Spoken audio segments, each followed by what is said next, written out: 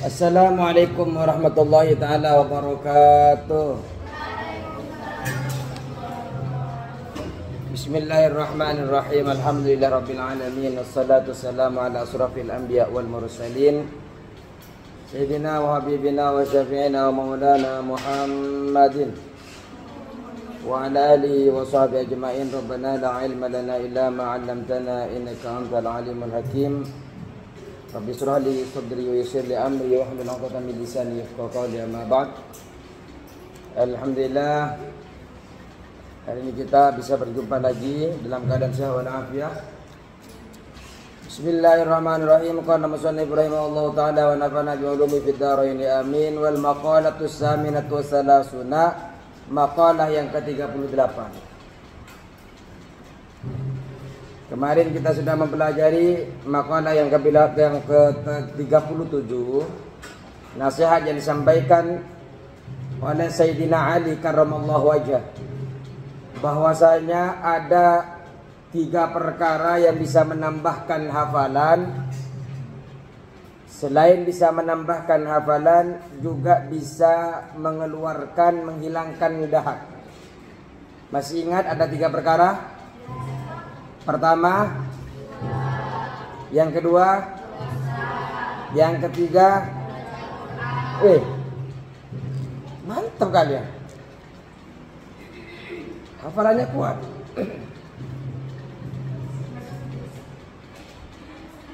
Sekarang wal maqalatu saminatu wassalasuna, maqalah yang ke-38. Maqalah yang ke-38. Angka bil ahbari. Nggih. Moga. Mengambil lagi silakan. Angka bil ahbari dari Ka'ab bin Ahbar, dari Ka'ab al-Ahbar.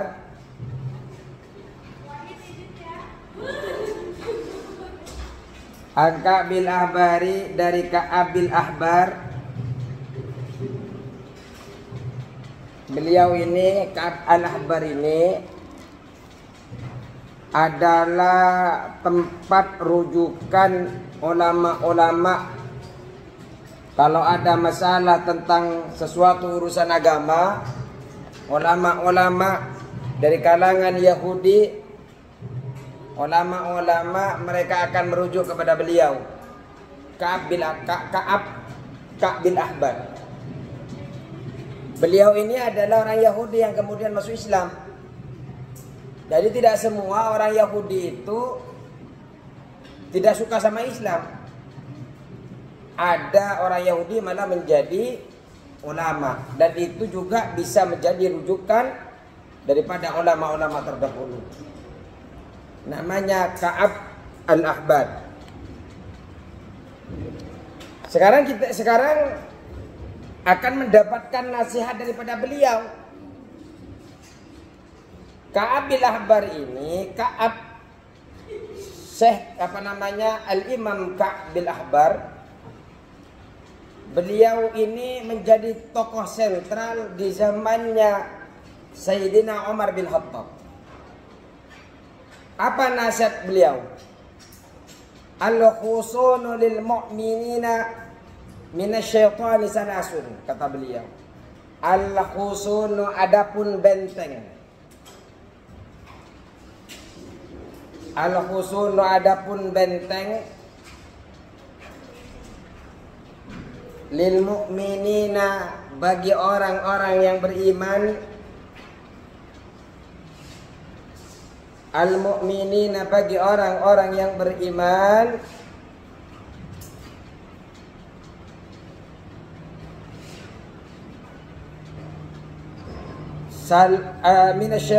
Minasyaitani, dari syaitan. Minasyaitani, dari syaitan. Salasun, ada 3 perkara. Benteng itu, kalau kita tahu, lihat film-film Cina, film-film Korea, Biasanya kalau mau film-film raja itu, kerajaan-kerajaan, di negara-negara mereka, di kerajaan-kerajaan mereka biasanya buat benteng. Untuk apa? Benteng itu agar tidak bisa diserang oleh musuh. Ada orang juga di benteng-benteng pasukannya ada yang memegang busur, ada yang memegang panah. Musuh-musuhnya di depan siap menyerang, di benteng itu siap mempertahankan. Jadi benteng itu bagi orang Islam adalah sesuatu yang mencegah dari musuh. Kita tahu bahwa musuh orang-orang mukmin adalah syaitan. Setan ini selalu akan mengelilingi kita dalam setiap langkahnya sampai kepada kita wafat. Setan itu akan menyerupai orang di dalam kitab At-Tadhkirah. Setan itu akan menyerupai orang-orang yang kita sayangi, menyerupai bapak, menyerupai ibu, menemani kita ketika sakaratul maut. Apa yang dia lakukan? Yang dia lakukan tiada lain agar kalian ketika wafat dalam keadaan tidak membawa iman, wafat dalam keadaan tidak percaya kepada Allah Subhanahu wa ta'ala. Itu syaitan. Syaitan itu menginginkan daripada kalian untuk wafat, untuk menemani syaitan-syaitan di dalam neraka. Kita tahu bahwa neraka itu bahan bakarnya terdiri dari manusia dan terdiri dari batu manusia yang tidak beriman kepada Allah, yang wafatnya keadaan wafat tidak Islam, tidak iman kepada Allah, dipastikan dia akan masuk neraka.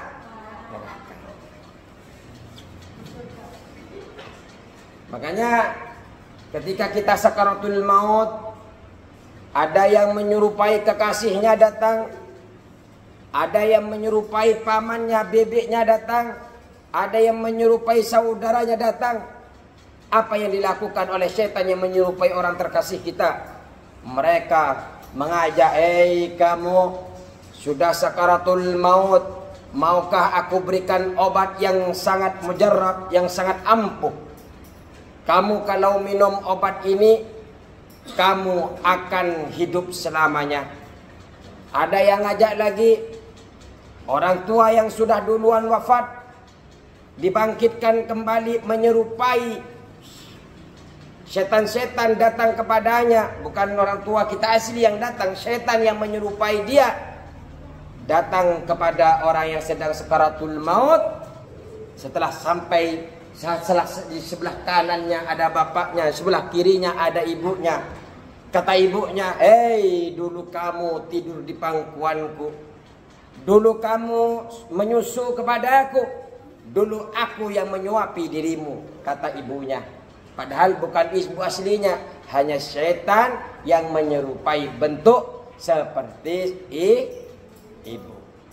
Apa yang dikatakan oleh setan yang menyerupai ibu? Saya sekarang di surga enak, kata ibunya. Kamu mau ikut saya apa enggak? Kata ibu. Tapi setan ini yang ngajak. Ketika kita sudah namanya sakaratul maut kan? Sakaratul maut kan begitu. Ada yang sudah ngorok apa? Yang di pinggirnya Allah. Tapi kadang ditutup oleh setan telinganya agar tidak mendengar itu. Yang tampak hanya setan pada saat itu. Setannya ngapain? Menyerupai bapak dan ibu, menyerupai paman. Kata ibunya, kalau kamu ingin hidup enak seperti saya sekarang di dalam surga, kamu harus keluar dari Islam. Bagi orang yang tidak beriman, oh ya ibu, aku rindu kamu. Oh bapak, aku rindu kamu. Abi, umi, Aku rindu kamu. Aku ikut kamu kemanapun pergi. Tapi ternyata itu bukan ibu asli, itu bukan bapak asli. Tapi sebenarnya setan yang hanya menyerupai. Itu yang kemudian bagi orang yang tidak beriman menjadi ujian yang sangat berat. Tapi beruntunglah bagi orang-orang yang beriman, yang teguh pendirian. Selama dia hidup, yang disembah hanya Allah, yang diakui hanyalah Rasulullah, yang dikerjakan alasannya lah sunnah-sunnahnya Nabi, yang diikuti hanyalah para ulama. Ternyata dalam kitab At-Tadhkirah dikatakan malaikat Jibril turun. Ketika sakaratul maut, setan sudah mendampingi sana sini, menggoda kita untuk keluar dari Islam. Malaikat Jibril turun, tang tang tang tang tang tang tang di pinggir kita. Hei para setan, kabur kau, pergi. Kenapa? Ini hamba Allah yang penghafal Al-Quran. Walaupun hafalnya 2 juz, walaupun hafalnya 3 juz, tapi dia adalah penghafal Al-Quran. Lidahnya selalu mengalir ayat-ayat Allah. Allahumma salli ala Muhammad. Itu bukan cerita, memang ada di dalam kitab At-Tadhkirah. Karena setan adalah musuh kita, kita harus siapkan benteng. Tahu benteng? Pernah dengar benteng Cina? Pernah nyampe? Baik. Apa saja benteng-benteng umatmu orang-orang beriman agar bisa menyelamatkan, menghalangi kita dari gangguan-gangguan setan. Pertama, al-masjidu hisnun. Masjid itu adalah benteng. Yang pertama. Apa yang pertama? Masjid. Masjid adalah Masjid adalah benteng. Kenapa masjid bisa menjadi benteng? Karena li'annahu mahallud dzakirina wal malaikah. Karena masjid adalah tempatnya orang-orang berzikir. Masjid adalah tempatnya para malaikat.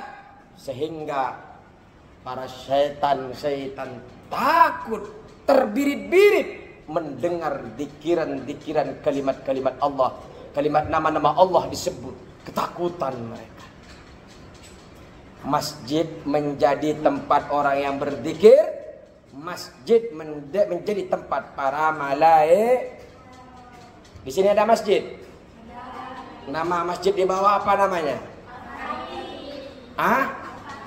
Al-Fatih. Wow, penakluk Romawi. Ya, penakluk Romawi.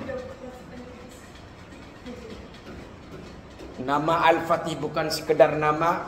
Kalian akan menaklukkan hafalan-hafalan Al-Quran. Kalian akan nanti juga bisa menaklukkan surganya Allah Subhanahu wa ta'ala. Pintu besar bagi orang-orang penghafal Al-Quran. Tambah sulit menghafal, seninya di situ. Pahalanya bertambah di situ. Jangan pernah menyerah karena kalian kesulitan, terus maju.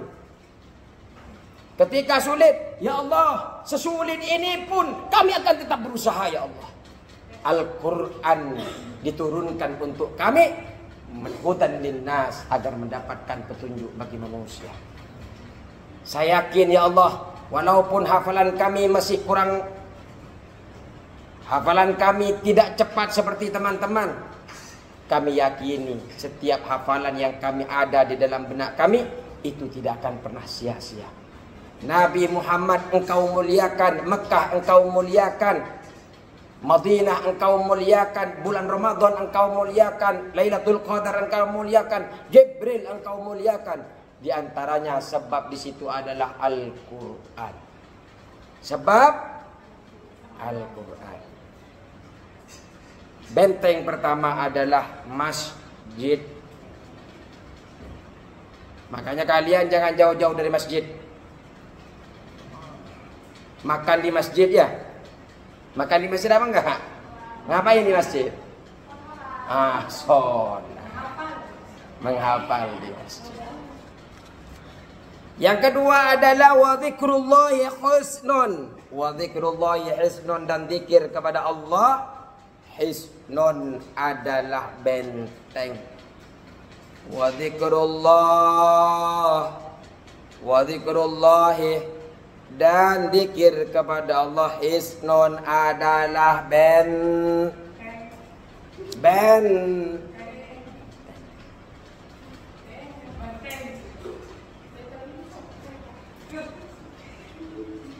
Kenapa zikir kepada Allah ini benteng? Setan itu terbirit-birit, setan itu mundur, setan itu tersembunyi ketika mendengar zikir Allah Subhanahu.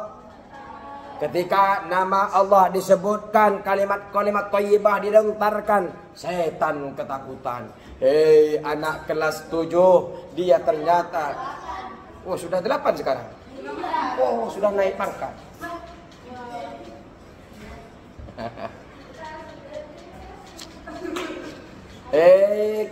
Anak-anak kelas 7 ditambah 1.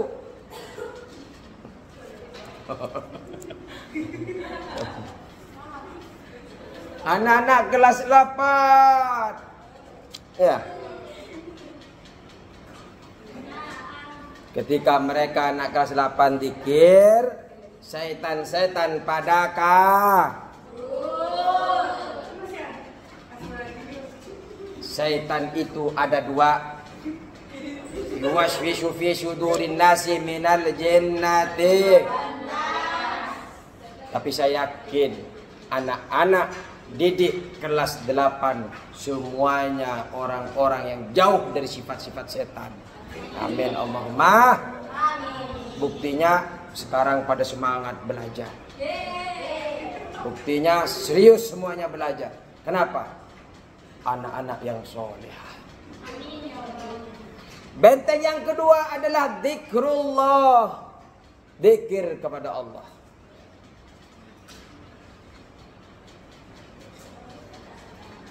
Terutama bacaan kalimat la haula wala quwwata illa billahil azim. Jangankan sampai datang kepada kalian setan, ngelihat kalian saja setan kabur. Kenapa? Ternyata kalian biasa membaca kalimat la haula wala quwwata illa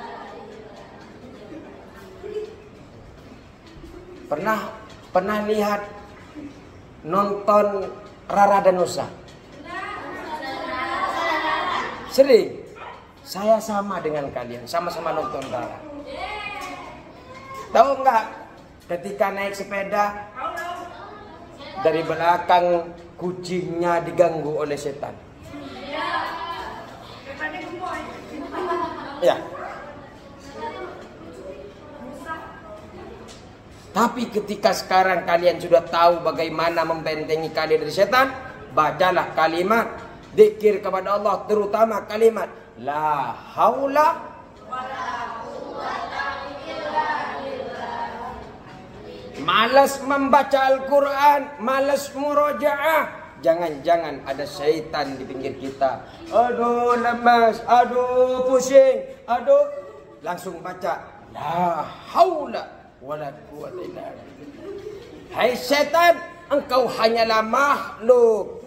Saya sekarang akan membaca firman-Nya Allah. Saya ingin membaca, menghafal firman-Nya Allah. Setan-setan engkau mengganggu saya, itu pun engkau tidak akan bisa menyentuh saya. Kenapa? La haula wala quwwata illa billah. Apa kata setan? Panas, panas. Setannya kepanasan. Kenapa? Sudah tahu sekarang bentengnya orang mukmin. Yang kedua adalah, yang kedua bentengnya orang mukmin apa?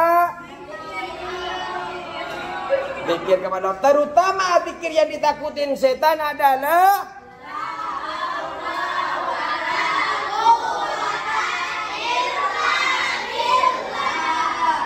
siap kita hanguskan setan?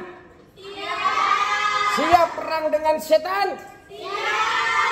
Siap.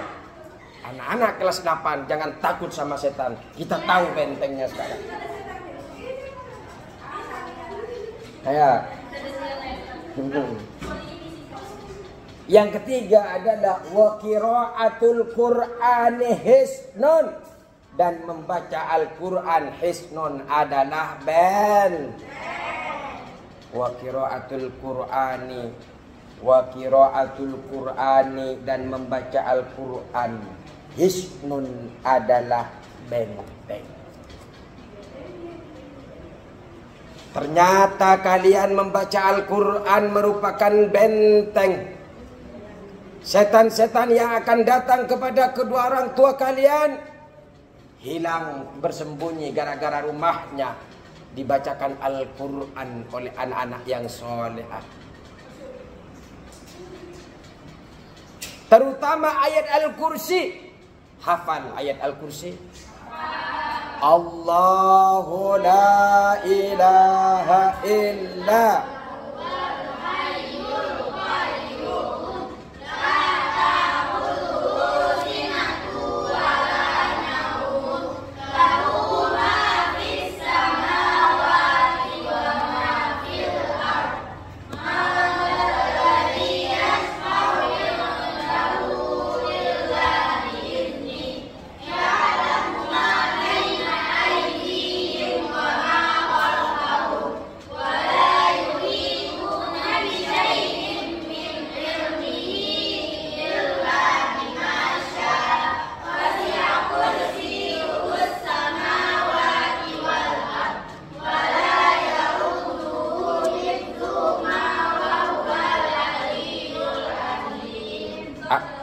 ada badan-badan yang sedang panas? Panas? Tidak ada. Oh, berarti tidak ada setan di dalam diri kalian. Tapi kalau ada yang panas, bacakan lagi. Tolong teman-teman bacakan. Badan saya sedang bergetar.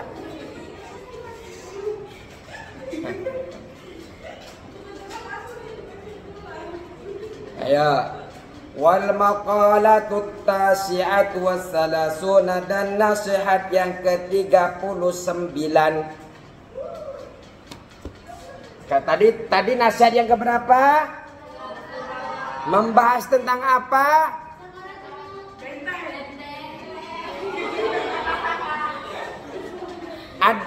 Benteng bagi siapa? Ada berapa bentengnya? Ada berapa? 3. Wih, ada 3. 1. Suka sama masjid? Suka tidur di masjid?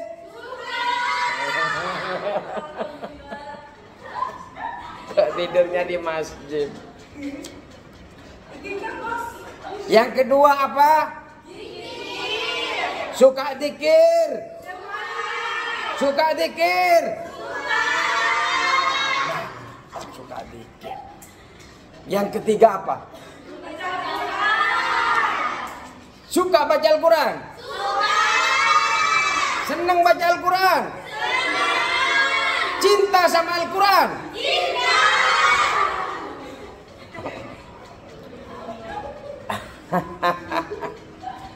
Amba'dil hukama. Nasihat ini datang dari sebagian orang ahli bijak. Amba'dil hukama'i datang dari sebagian ahli hikmah, orang yang bijaksana. Datang dari orang yang bijaksana.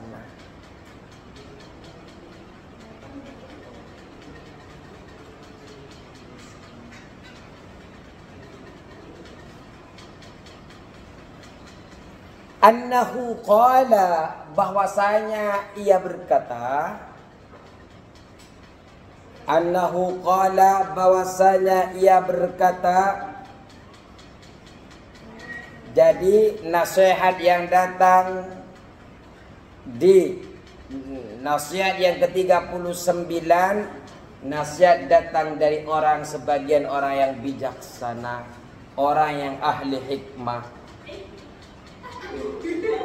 Beliau mengatakan annahu qala, bahwasanya beliau berkata, apa yang dikatakan? Salasun min kanzillahi ta'ala. Salasun yaitu ada 3 perkara.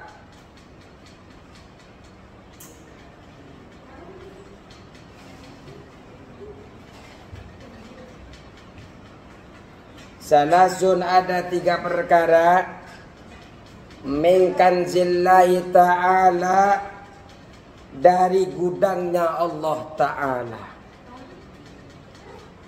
Salasun ada 3 perkara min kanzillahi ta'ala, dari pembendara, dari gudangnya Allah Ta'ala. Gudang, tahu gudang?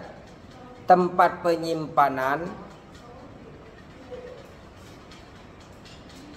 Gudang penyimpanan. Jadi gudangnya Allah Ta'ala ini ada 3, di mana 3 perkara ini tidak akan diberikan kepada siapapun, hanya diberikan kepada orang-orang yang dicintai oleh Allah Subhanahu wa Ta'ala. Tidak semua menjadi gudangnya Allah. Ada 3 yang akan menjadi gudangnya Allah, tidak diberikan kecuali kepada orang-orang yang dicintai oleh Allah Subhanahu wa Ta'ala. Yang dimaksud gudang tahu enggak? Gudang itu tempat apa? Berarti tempat penyimpanan barang. Namanya gudang.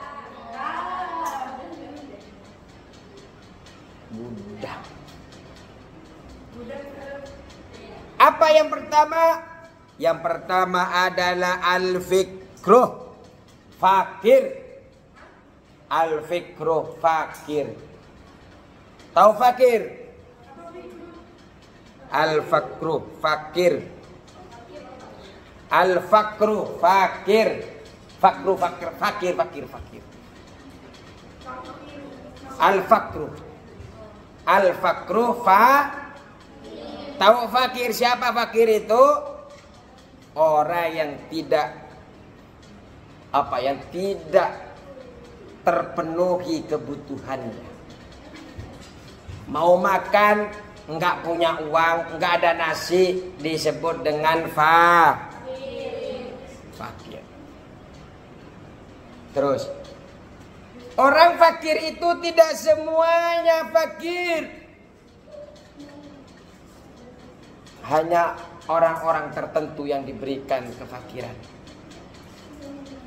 Sampai Rasulullah Sallallahu Alaihi Wasallam ingin berteman dengan orang fakir, minta di surga dikumpulkan dengan orang-orang fakir, orang-orang miskin.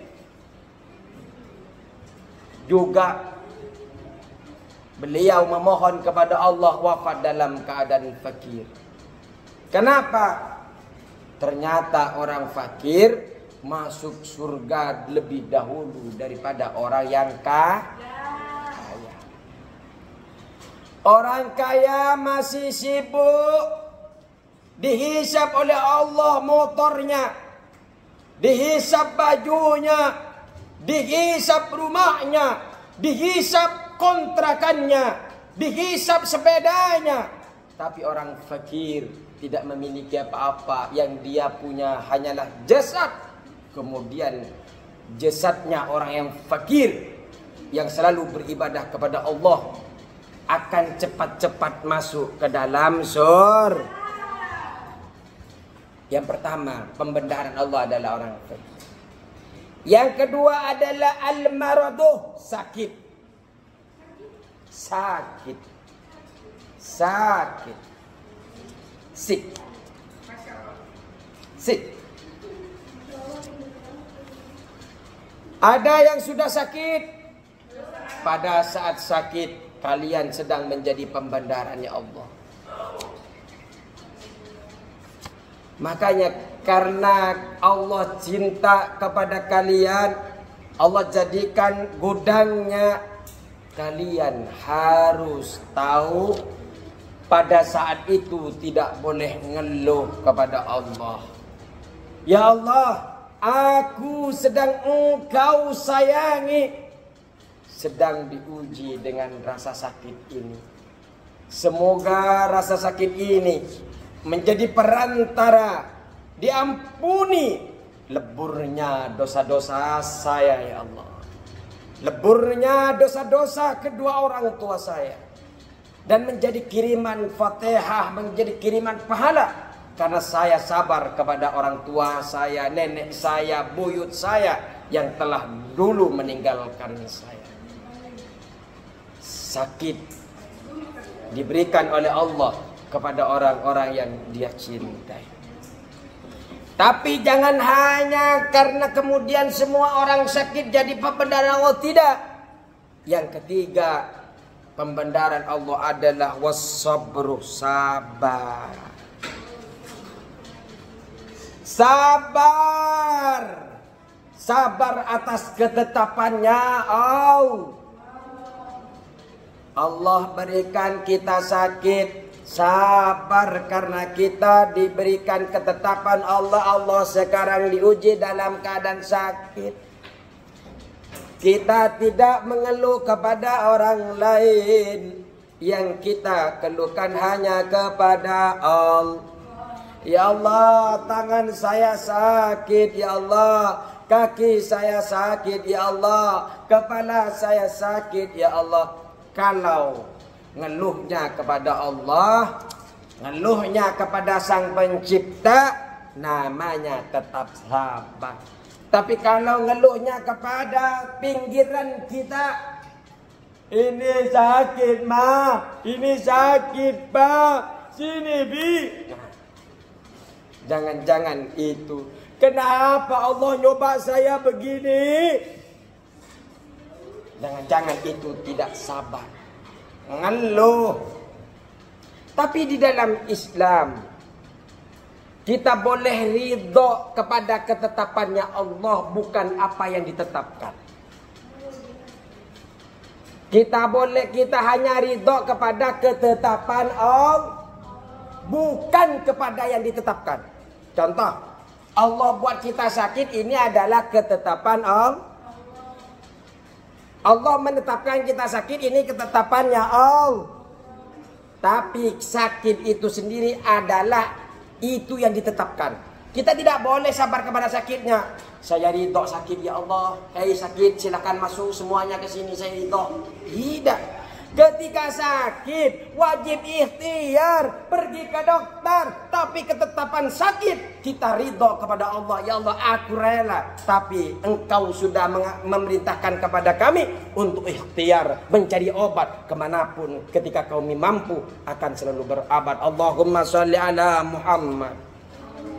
Cukup saudara-saudaraku seiman. Allahumma fiqil aqwamit thariq. Wassalamualaikum warahmatullahi wabarakatuh.